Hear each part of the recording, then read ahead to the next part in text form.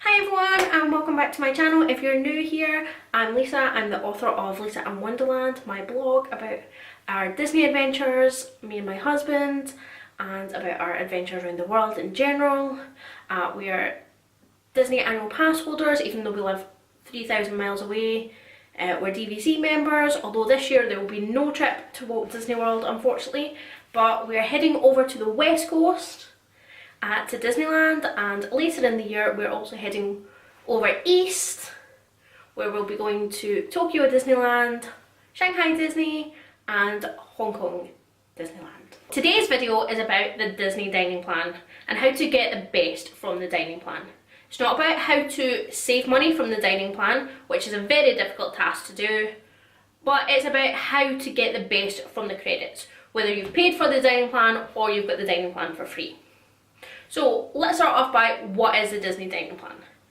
If you're staying on site, you can either purchase the dining plan or you can get it for free if you book during one of the free dining promotions. The dining plan is essentially a group of credits which you get for every night of your stay, and you can get different things based on the level of your plan. So if you've got the quick service dining plan, you get 2 quick service meals a day, 2 snacks a day, which might not sound like a lot of food, but trust me, it is. On the table service plan, you will get 1 table service credit, 1 quick service credit, and 2 snacks.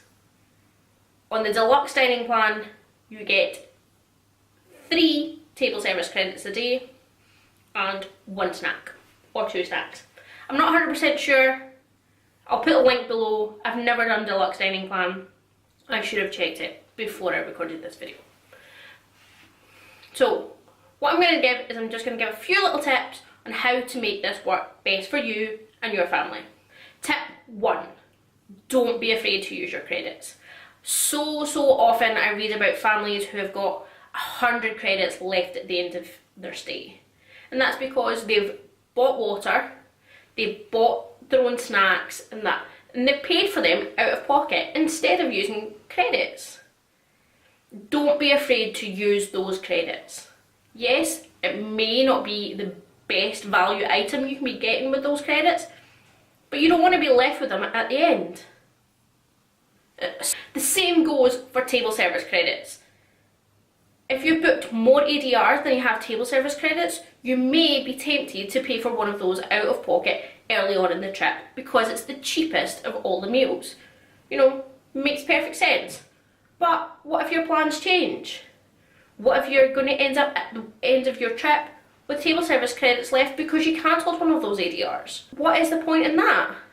Just use up your credits and don't be scared to use those credits. Tip 2, don't finish your vacation with any credits left over.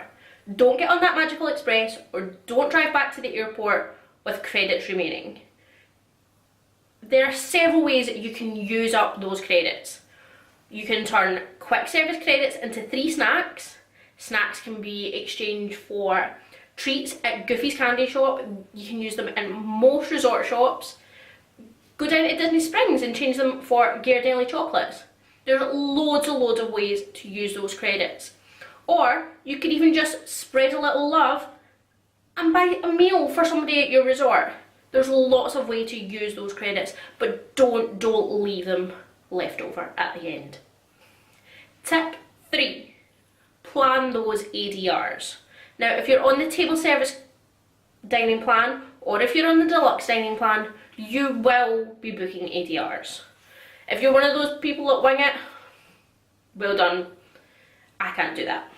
I have to have at least some table service credits booked, especially if I'm on the dining plan.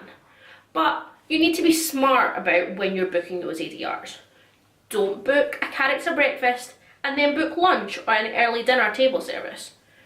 By the time you get to lunch or that dinner, you're just not going to want the food. I can't stress enough how much food there is on the dining plan. A lot of people don't believe it, especially when they see, oh, it's only 2 meals a day. You know, I eat 3 meals a day, there's never going to be enough food. Trust me, there is enough food for everyone. I'm a big girl. I need a fair chunk of food, and there is plenty. So think about when you're booking those ADRs. If you're having a late night dinner, don't book a big character breakfast in the morning. Just think about them. You're just going to waste that credit. Tip 4. Know what you're entitled to. So the Disney website lists snack credits as things like popcorn, single serve drinks, things like that. But actually there are so many things you can use your snack credit on. One of the best ones is a drink from Starbucks. But you can actually have any size of drink. So you can have a small one or you can have a large one. So knowing what you're entitled to will really work well. Not only that, there are so many snacks that you can have out there. You can have cupcakes, you can have baked potatoes, you can have fries. There's so much, and I would never ever be able to fit in it all into this one video. Make sure you research before you go on your trip. Don't just think you can just buy pre-packaged snacks or popcorn or juice. There are so many other things. Sorry, soda.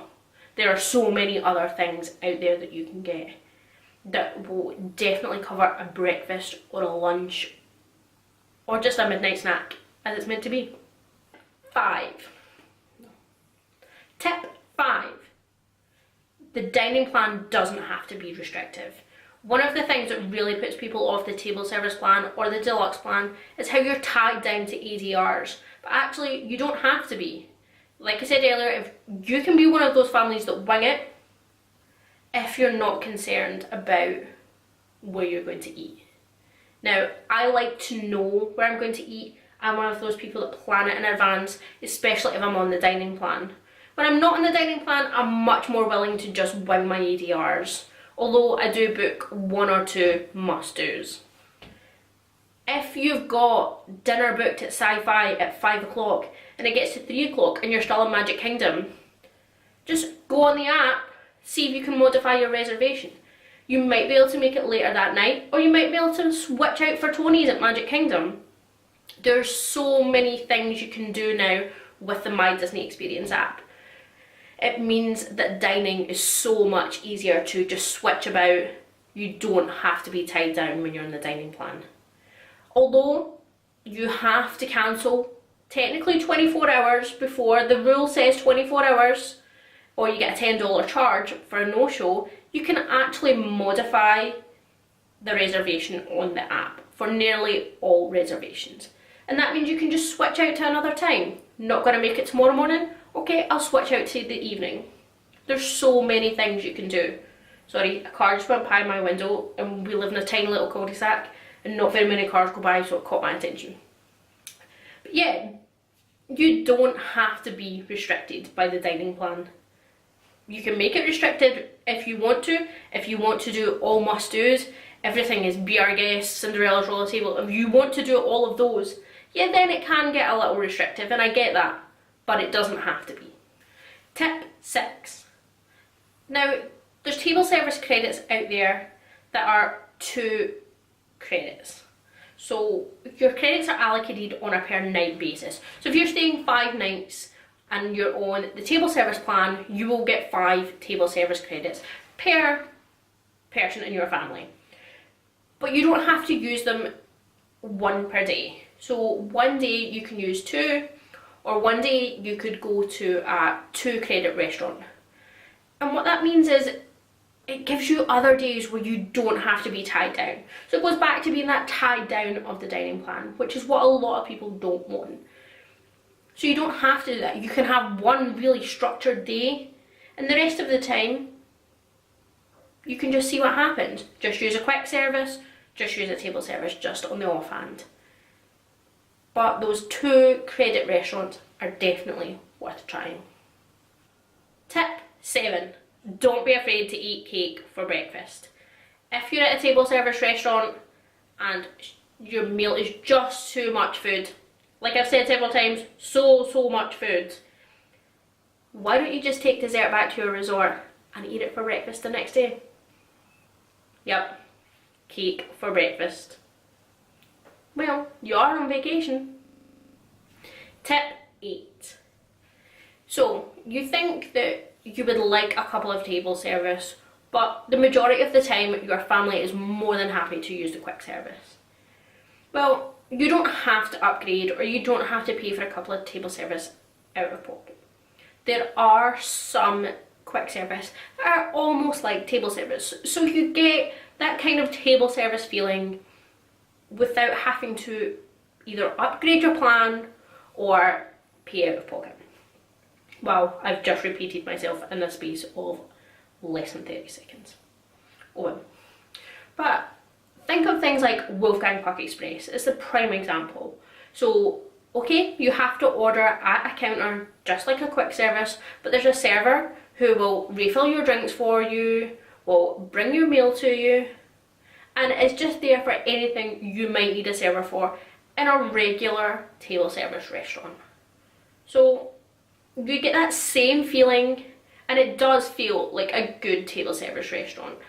The prices are the same as a table service restaurant, so if you're worried about making, you know, your dining plan work for your money, that's a good one. So there are a few options like that out there, so you can get that table service feeling without having to pay the extra money for it.